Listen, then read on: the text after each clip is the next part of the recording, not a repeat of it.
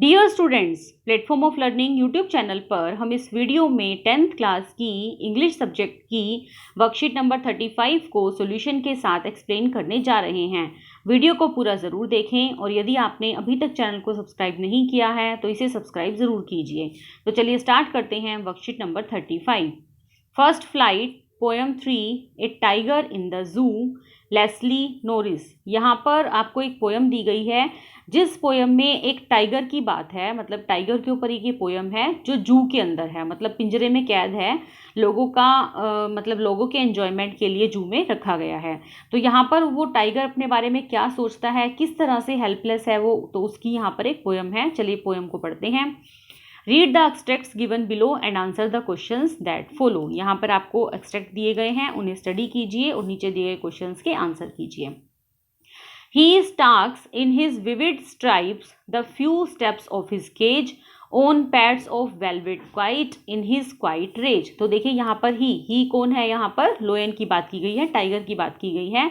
ही Starks का मतलब होता है अकड़ कर चलना। जैसे आपको पता ही है टाइगर जो है वो सबसे मतलब स्ट्रोंगेस्ट एनिमल है, मतलब उसमें जंगल में सबसे स्ट्रोंगेस्ट एनिमल होता है टाइगर। तो उसकी चाल जो होती है वो अकड़ वाली होती है कि मुझसे सभी डरते हैं। तो उसकी अकड़ की चाल, विविड स्ट्राइप्स, विविड मतलब चमकदार, स्ट्राइप्स मतलब धारियां, उसकी बॉडी पर चमकने वाली धारियां होती हैं। देखिए टाइगर के ऊपर हमेशा ऐसे ब्लैक कलर की स्ट्राइप्स होती हैं। तो उसकी बॉडी पर जो चमकदार धारियां हैं, उसकी अकड़ की चाल है। The few steps of his cage, और वह अपने पिंजरे में धीरे धीरे कुछ कदम बढ़ाता है, क्योंकि सबको पता है कि पिंजरा छोटा सा होता है, वहाँ पर वो बहुत ज़्यादा नहीं घूम सकता, तो धीरे धीरे चलता है वो, कुछ ना कुछ थोड़े थोड़े कदम रखता है।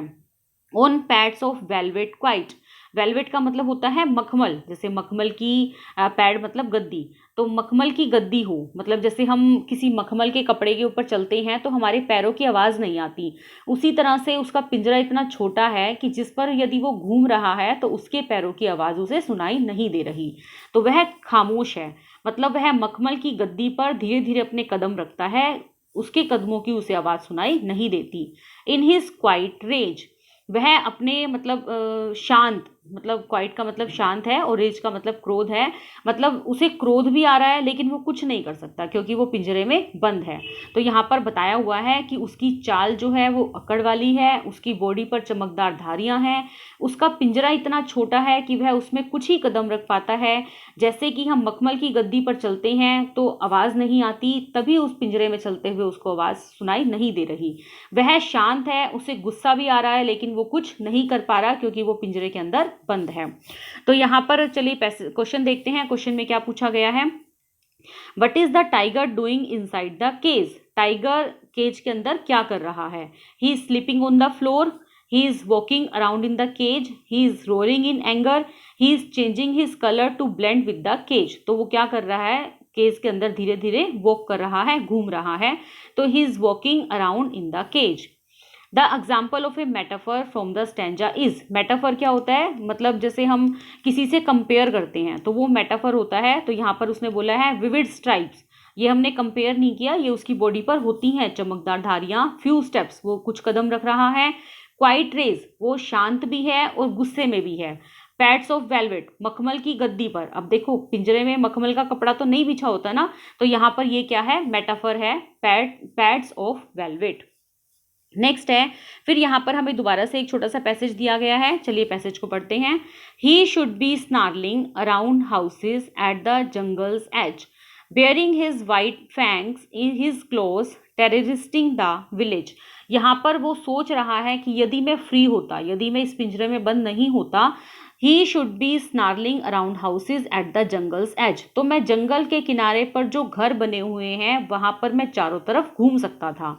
Bearing his white fangs his close, उस फैंग्स का मतलब होता है नुकीले, उसके पास जो नुकीले पंजे हैं उससे वह गांव के लोगों को, विलेजर्स को टेरराइजिंग कर सकता है, मतलब उनके अंदर अपना आतंक फैला सकता है, उनको डरा सकता है।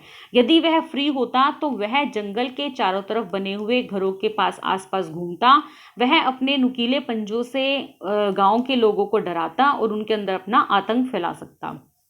तो देखिए क्वेश्चन क्या है अब, how does the tiger scare the villagers. Tiger villagers को कैसे स्केयर करता है? By growling at them, growling मतलब उनके ऊपर गुर्रा कर।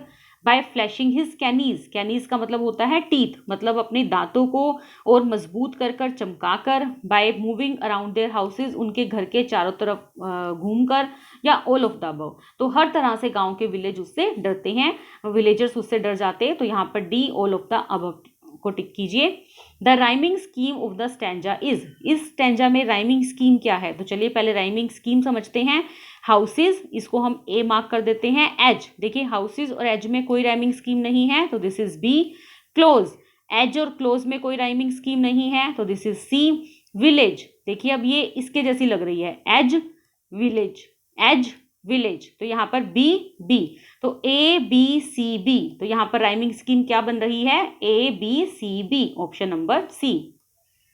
नेक्स्ट है, he hears the last voice at night the patrolling cars and stares with his brilliant eyes at the brilliant stars.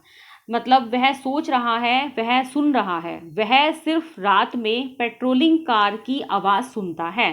Patrolling car क्या होती है? मतलब पुलिस कार्स जो पहरा देने के लिए, या फिर हम कह सकते हैं जो जैसे रात में सेफ्टी के लिए पुलिसमैन यूज़ करते हैं, दिस इज़ पेट्रोलिंग कार। तो वह रात में सिर्फ इन पेट्रोलिंग कार्स की आवाज़ सुनती है, क्योंकि आपको पता है रात में वैसे कोई बंदा अपनी गाड़ी लेकर बाहर नहीं निकलता, कोई इमरजेंसी होती है तभी जाते हैं, नहीं तो सिर्फ जो मतलब पुलिस की गाड़ियाँ होती है वही बाहर होती हैं। तो वह रात में पेट्रोलिंग कार्स की आवाज़ सुन सकता है। And stares with his brilliant eyes, वह अपनी चमकती हुई आंखों से सिर्फ चमकते हुए स्टार्स को देख रहा है।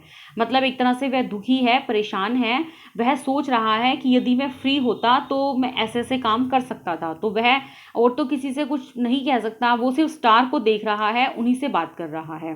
तो यहाँ पर ये हमारा पैसेज था। चलिए क्वेश्चन देखें। How does the tiger feel at night, वो नाइट में कैसा फील करता है? हैप्पी फील करता है? नहीं, वो हैप्पी नहीं है। उसके बाद है हेल्पलेस, जी हाँ वो हेल्पलेस है। नेक्स्ट प्लेफुल, प्लेफुल भी नहीं है वो। एनरेज्ड, एनरेज्ड मतलब खफा, मतलब गुस्से में है, तो दिस इज करेक्ट। रेस्टलेस, वो रेस्टलेस भी है, अब कितना रेस्ट करेगा बंदा पिंजरे में पड़ा पड़ा, तो वो रेस्टलेस हो चुका है। एक्साइटेड, वह एक्साइटेड भी नहीं है, तो option number 2, 4 and 5, this is option number D.